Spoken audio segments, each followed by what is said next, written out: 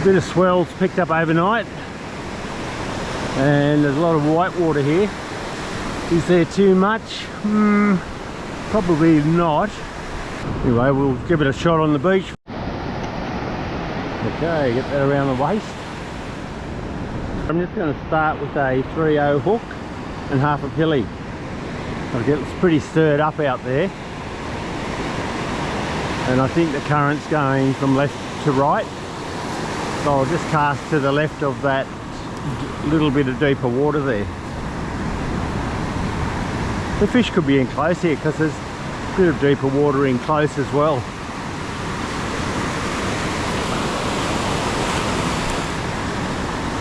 Okay. Today's the third day after the first quarter of the moon. Got about 4, maybe 5 days to the full moon. Usually a pretty tough day. The bites can be very soft if they do bite at all. So there's specific periods, maybe I'm a little bit late. They're right on dawn's usually not bad. Anyway, I'm here to enjoy the morning. Sun's up, a little bit of a breeze blowing, not sure which way it's coming from. It's sort of swirling around a bit. You can see a bit of a ripple out in the water further out. Now, I have discussed this before, the lunar cycle, how important it is. I spent 5 decades, 4 to 5 decades anyway, studying this, and I studied not only the way they feed, the bite patterns, but their energy levels as well. Obviously how many fish I catch, how many I don't catch. So I needed to get all the information, whether it was good or bad, to establish exactly what was happening, and the patterns repeated themselves with uncanny regularity. So it's a lot of people don't believe it, but until you've done 2,000 or 3,000 trips, I would suggest that maybe you don't judge it. Oh, oh, there you go. Holy bloody hell. Plenty of energy there.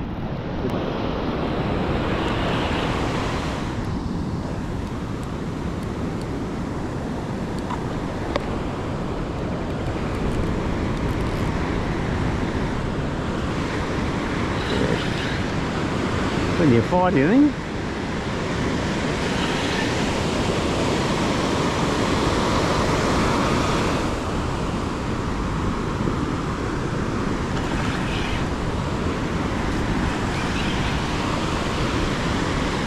So he's gone into that current down there. Let's see if I can pull it back.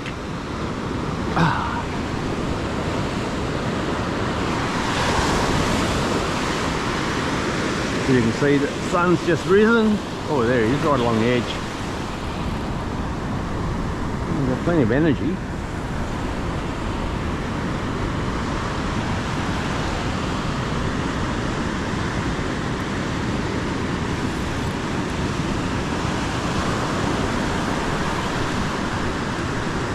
Maybe I'll go down to the fish rather than try and bring the fish to me.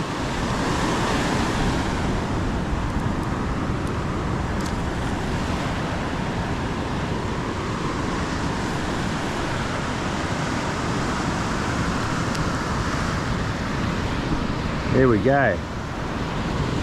It's good solid, a bit over 2 kilos I reckon, that one, 2 1/4. Look at the massive scar on it. There we go. So I'd say it's been attacked by possibly a shark or a seal, but it's yeah, certainly made a mess there. Hooked in the side of the mouth. Sometimes you might just need your pliers to get these hooks out. This one's pretty well hooked in that hard part of the mouth too. There we go. All right, you can go back and have a swim, mate.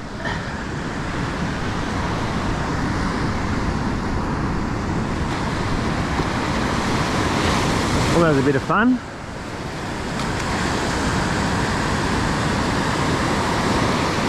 I was once told that you won't get salmon under the white water, you'll get tailor.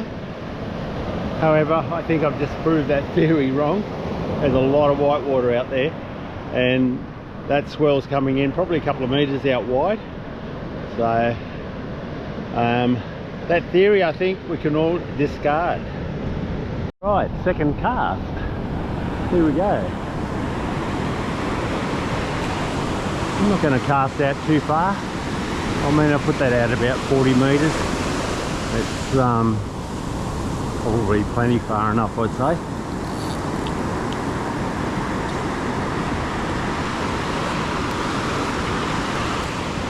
Oh, so where was I up to before that little fella took my bait? I'm just thinking I might be at the end of that first light feeding period, around the sunrise. Oh, there's another bite. Did he take the bait? Oh.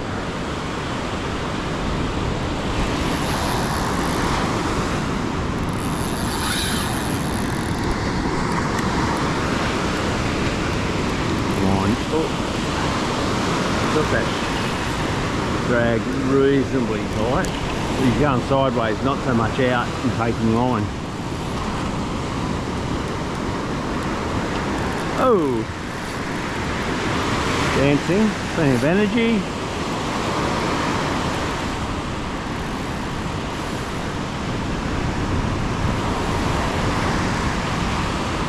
Come on.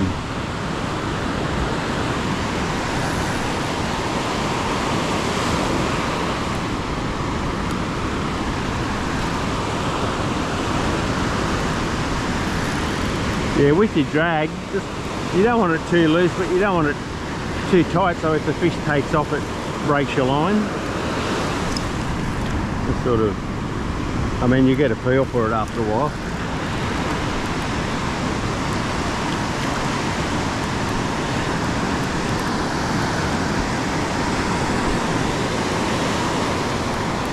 They're such good fun, salmon.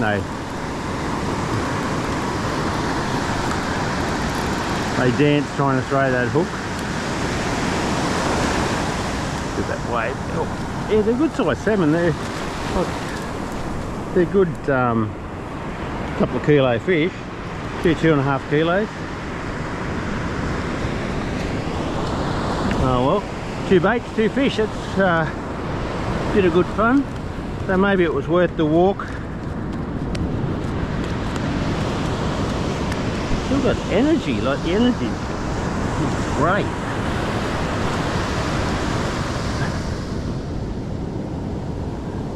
Again, hooked in that hard part of the mouth. Oh, they're hard to get out. I'll have to get the pliers again.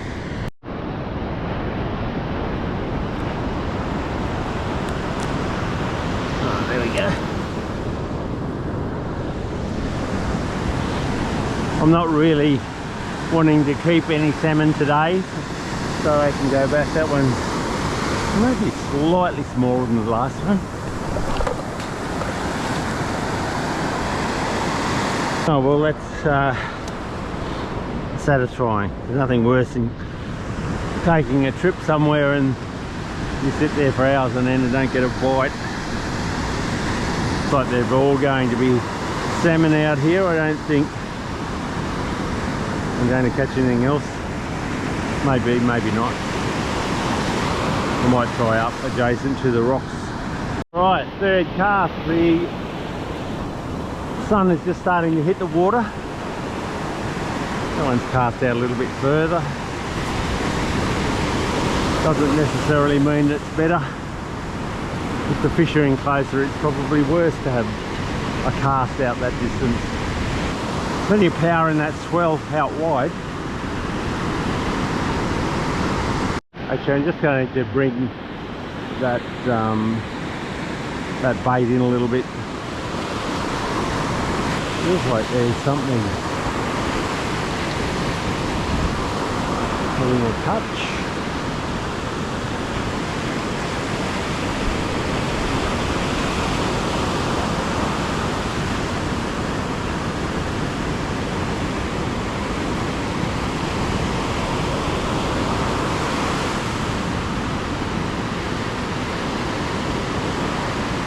So I assume these fish are in here chasing some smaller bait fish.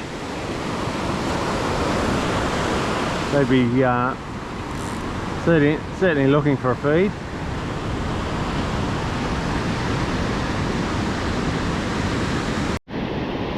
I've had a couple of light touches. He's been out about 5 minutes. I think I'll bring it in and just check that bait. I think I'm fishing with no bait. Oh no, still there. Alright, we'll just move along a little bit to the left. So we're past, a couple of hours past the top of the tide. So the tide is on the way out.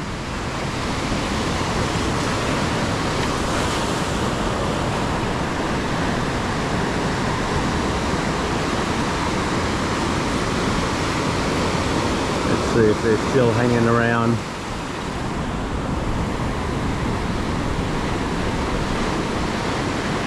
I don't need a whole school to be there, just one or two fish in the vicinity of the bait would be fine.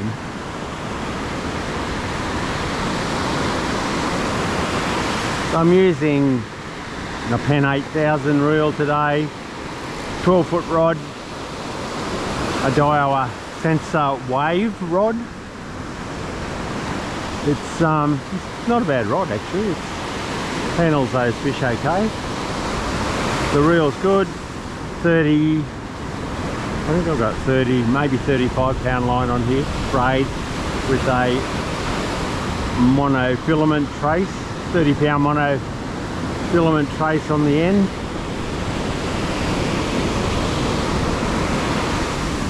It's yeah, it'll handle these conditions okay, I think, unless I get something really big.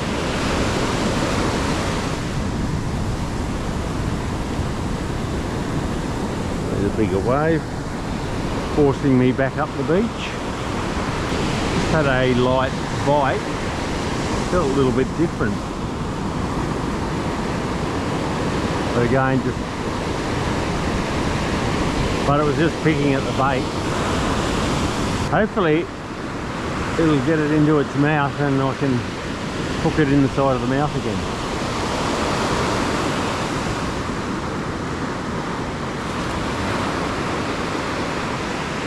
A lot of people like to use circle hooks, and they're fine if you've got your rod in a rod holder and the fish takes off. It'll usually hook them in the side of the mouth. But if you're striking at them, if you're holding your rod and you like to strike them, well, I just like to use the suicide hooks.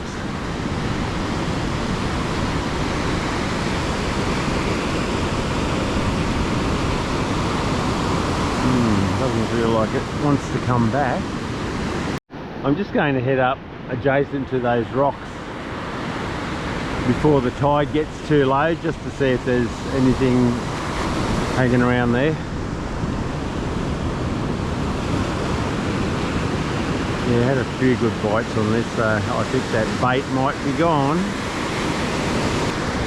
Certainly is. Alright, there's a bit of current running out adjacent to these rocks. Hopefully it's not too strong.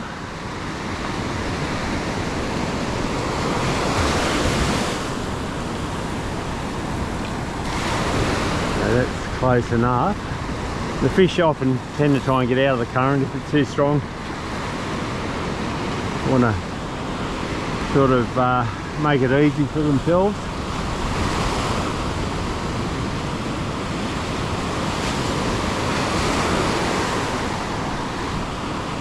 Hopefully the current will wash my bait just to the side where the fish are.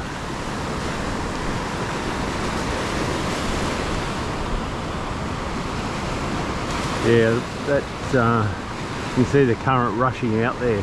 It may be too strong.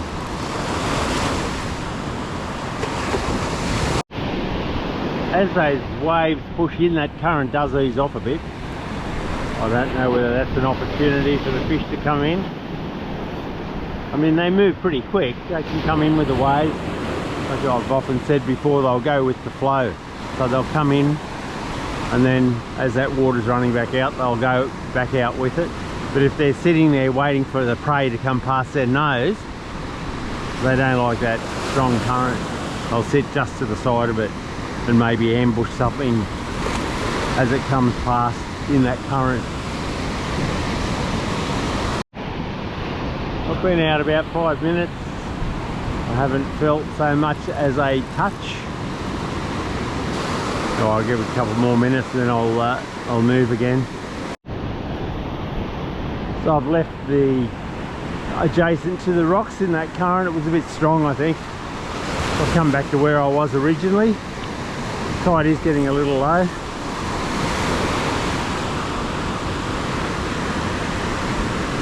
But there may be a fish there still. Let's hope so. A bit of a nibble. They might start to get a bit soft on the bite now. Take it. Oh damn, just softly picking at it. Possibility that bait's been taken. Like I had several bites within about 10 to 15 seconds and then nothing. Let's check that bait again. Bait has gone.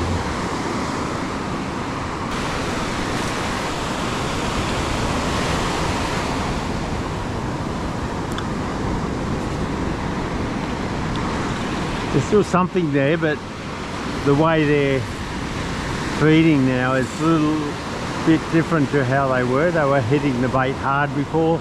Now they're just really picking at it. Much more difficult to hook now. I've had a few baits picked off now, so I'm going to put on a beach worm. Take down the hole. Hopefully they'll swallow this and not pick at it.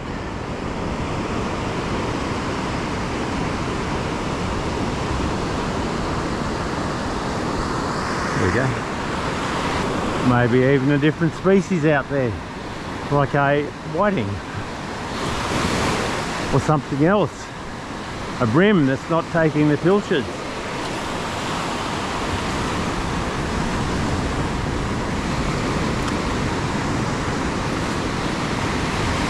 There's still a possibility that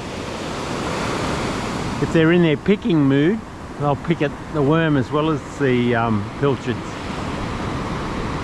But I just think there's a greater chance of them taking it in than there is a pilchard when they're in this mood. Feels like there's something there having a bit of a nibble. Oh well. There's my worm bait. Not much left. I'll top her up. Alright, topped up worm bait. I've cast a little closer to the edge this time. There's a slight hole there that might not be quite as stirred up as it is out further with that powerful swell.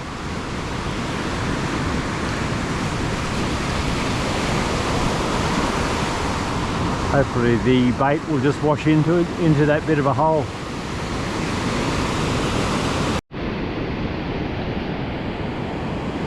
Bit of a bite. Felt like a dart or a whiting. Might have put a smaller hook on and just try and establish what it is. The 3/0 hook's probably not going to catch a small whiting or a small dart. You catch bigger ones for sure on a 3/0 hook, but yeah, that was wasn't a soft bite, but it was, I could feel it. When they're really soft on the bite, you can hardly feel them at all, even with braided line. Although I've got a monofilament trace on this rod, or this reel. I think I might have taken my bait. I'm going to go down a smaller hook and just see if I can hook what it is. The little stuff picking at the bait now.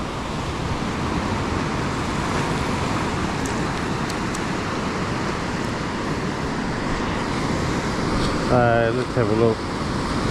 So they've taken that bait completely. I've gone down slightly in size to a long shanked hook. There we go. Still quite a big bait for a worm, but I might have to go down another size if this doesn't work. So maybe a number, I don't know, number 4 long shank hook.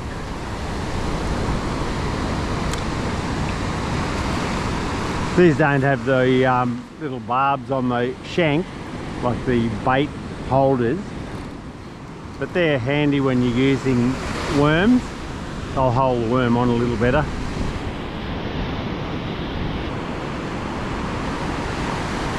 So these worms, they'll catch pretty much anything. Flathead, brim, whiting, salmon. Tail, I tend not to take them. I mean, I think I have caught 1 or 2 tail on them, but it's not very often. I mean, dewies love worms, as do the flat fish like stingrays, which can be a pain in the butt sometimes. I've caught up to 10 stingrays in a session, which can be quite annoying. Inevitably always hooked in the bottom lip.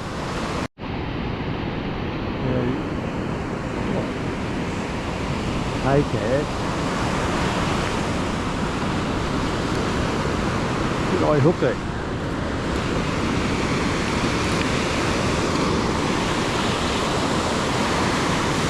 So this is the 1/0 long shanked hook.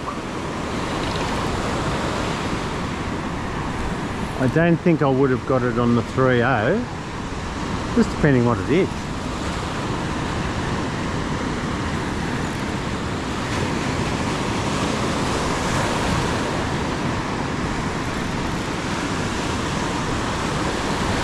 Looks like it's a little salmon.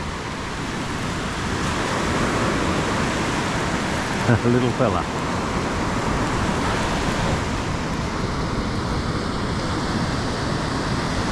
And he's picked at it, but actually taken it down. It's followed the hook.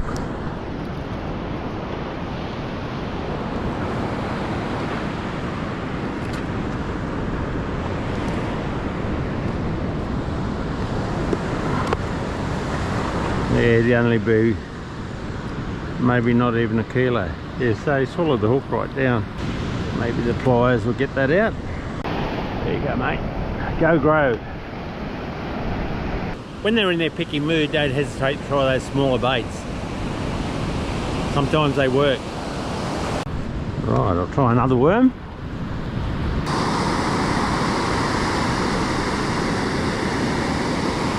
There we go.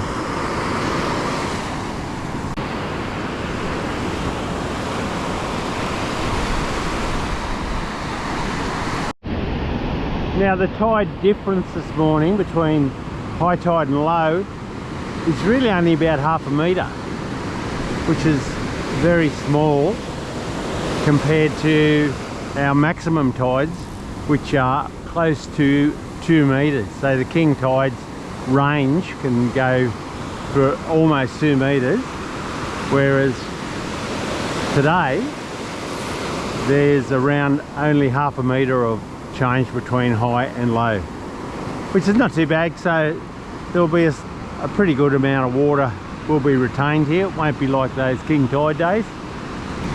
Well, I had this the last worm out for about ½ an hour. It was really not touched. It might have been picked at or picked at by some crabs. So I just cast out again, give it a little bit longer, give it another 5 or 10 minutes, and then I'll start packing my gear up and just put this in the rod holder.